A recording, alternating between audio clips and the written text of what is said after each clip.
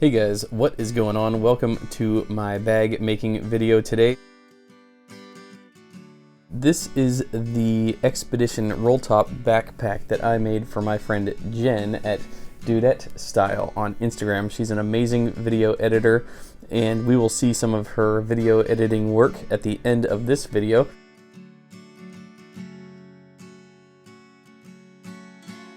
In this one, I'm just going to talk through the process of how I make my bags. When I'm not talking, there will just be music. So I hope, please let me know in the comments below if you like this style of video. This is sort of like the editor's cut or the director's cut of the video. And so what we're working with today is my first time ever working with Badalassi Vachetta leather.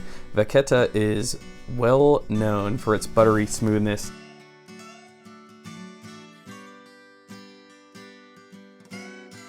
If you've been following my channel for a while, you know that Badalassi Carlo is a very well-known tannery in Italy that specializes in veg tan.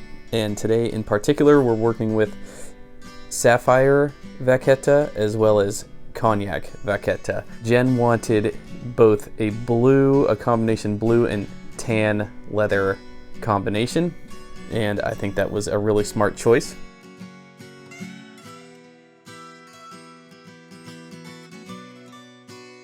I'm actually just going through the process right now of marking the lines for the panels that I'm going to cut. And so what I'm doing here is I'm scoring the leather where it will be cut, and I set the marble down onto the surface so that it really flattens it all out and holds it into place as well. And the marble is super dense and super smooth, so it doesn't damage the leather. That's why I like to use those marble pieces.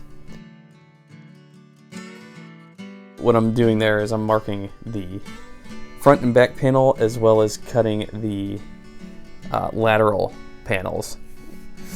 So Jen wanted once again a combination of Sapphire and Cognac, and so what I did was I did Sapphire Vachetta for the body, so that would be the front and back panels, the lateral panels, and then Cognac for basically everything else, the base panels, the bottom panels, the lip enclosure at the top, basically all the straps, the outer cargo compartments, all of it.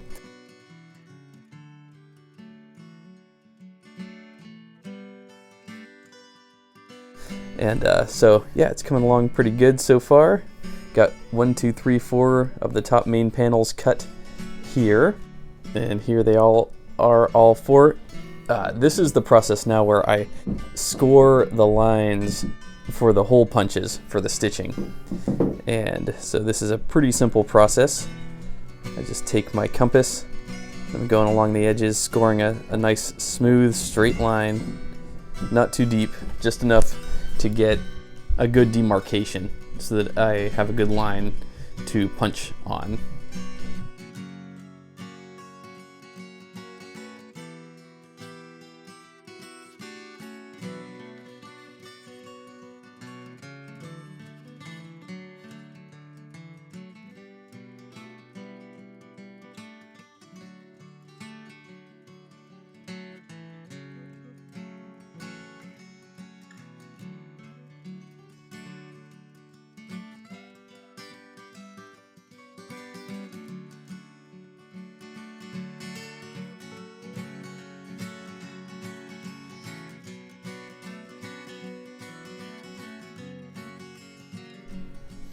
And here I am punching the holes with my trusty Barry King mallet, leather maul, I believe they call it.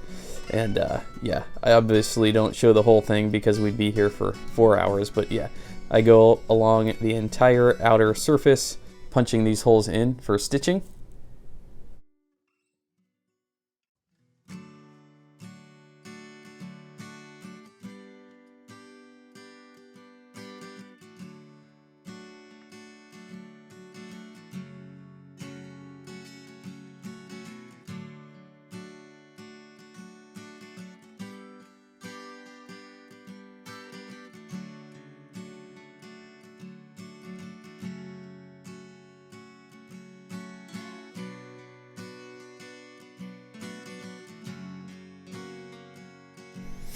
And the reverse side of this leather just looks fantastic. The rough out reverse side is like a beautiful aqua blue color, whereas the smooth side is a beautiful sapphire color.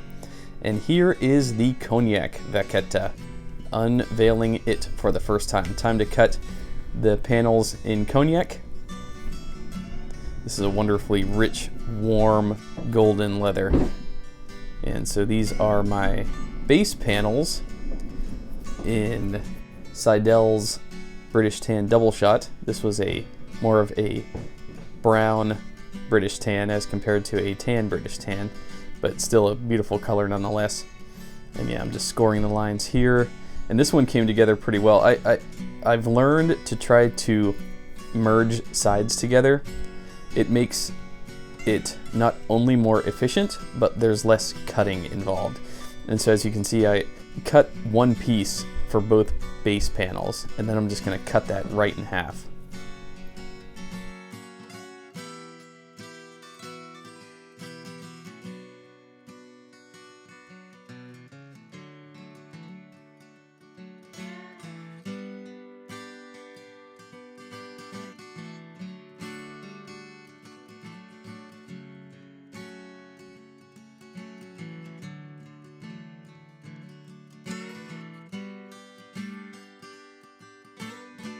Alright, so this single piece, once again, it's going to comprise both front and back base panels.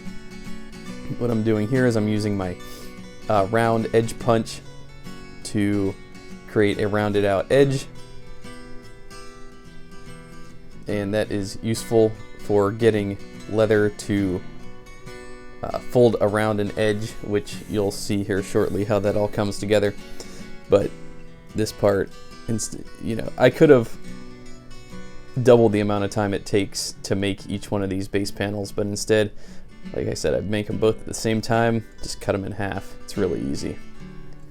And as you continue leather working, you'll learn little shortcuts, not to cheat, but to just make it a faster, more efficient process.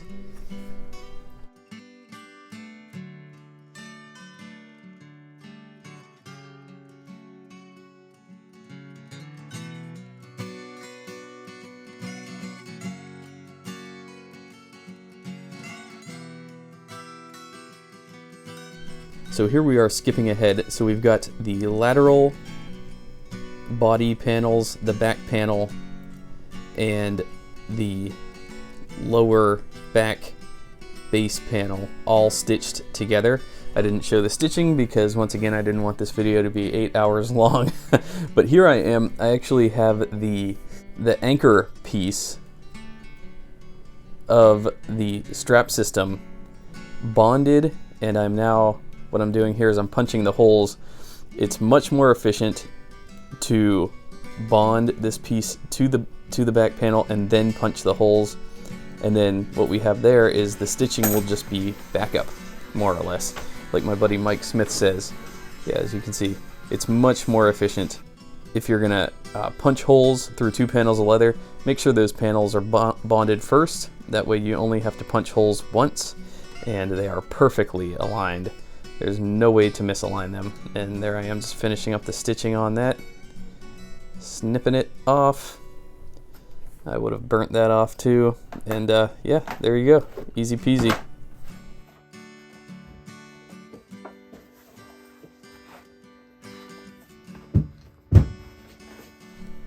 Now here I am cutting the straps.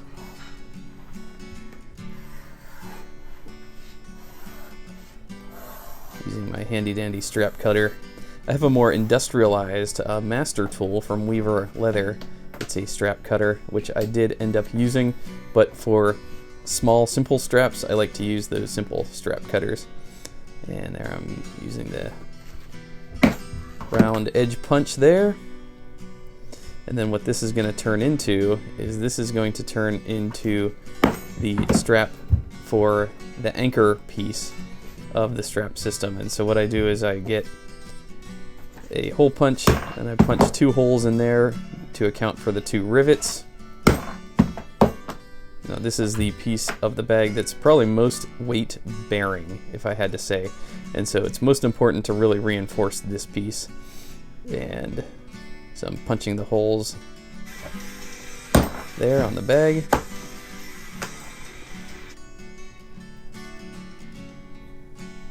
Then what happens next is the riveting.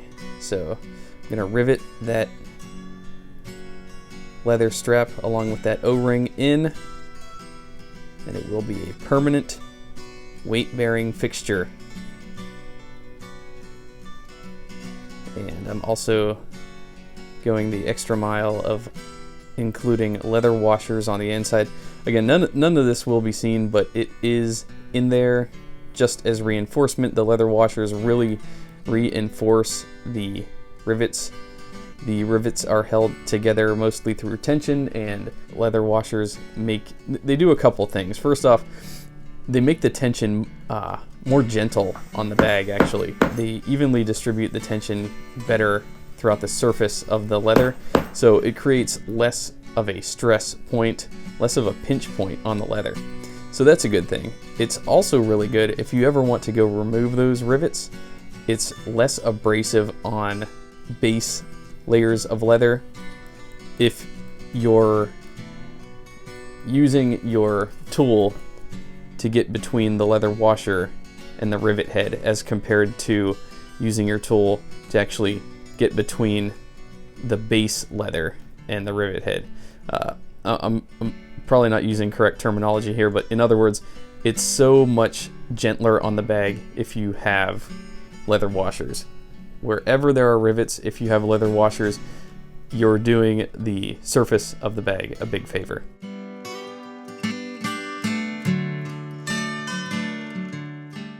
Alright, and here I am stitching the outer cargo compartment together. This is by far one of the most difficult portions of the bag. It takes so long because first I rivet the outer cargo compartment on, then I stitch it on, and then I stitch the side panels on, and it's just a lot of work. It's a lot of added work, but I think it comes together well, and I'm really happy with the strength of it as well as the appearance of it. Aesthetically, form and function are both there. It's not easy, but nothing good ever came easy. And there it is, all strapped up. Here's a little bit more of the stitching. Stitching by hand is quite therapeutic, I do have to say. It's a great de-stressor, kind of like how people find painting therapeutic. I find stitching therapeutic, and actually what I'm doing here is I triple reinforce the top seams just for extra super duper longevity there. So I do not want those edges ever ripping. And so there you go, burn that with my trusty Douglas field lighter, new one. It's probably my 12th one. I'm kind of a hoarder. And then so Jen wanted, instead of 2 lateral cargo compartments, she actually wanted a strap system on the one side for a water bottle. And so that's what I'm installing here. This is my own system. I designed it myself for another bag. It came out really well. One of my buddies commissioned me to make a bag for him, and he wanted this, and I thought it was a brilliant idea. And so Jen saw that, and she wanted that too, and I said, yep, you have got it. Everything is possible. Whatever the customer wants, they shall get.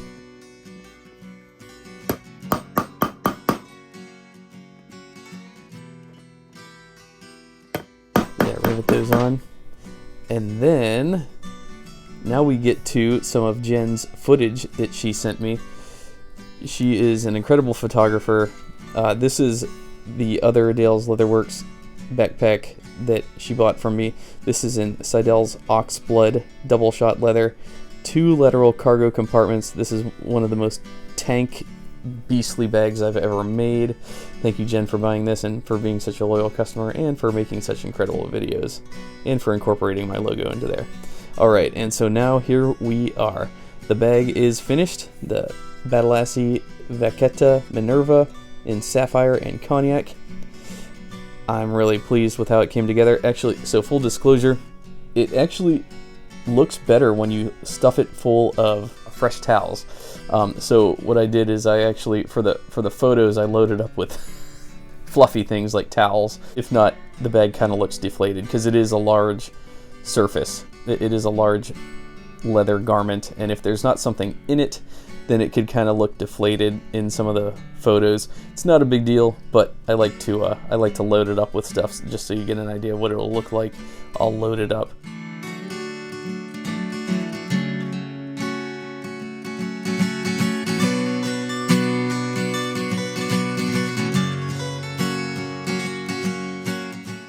And yeah, so there it is, unraveled.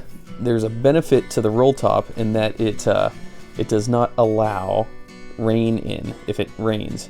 And I can attest to this. I just went on a hike recently with my roll top leather backpack, and yep, it keeps everything on the inside super dry.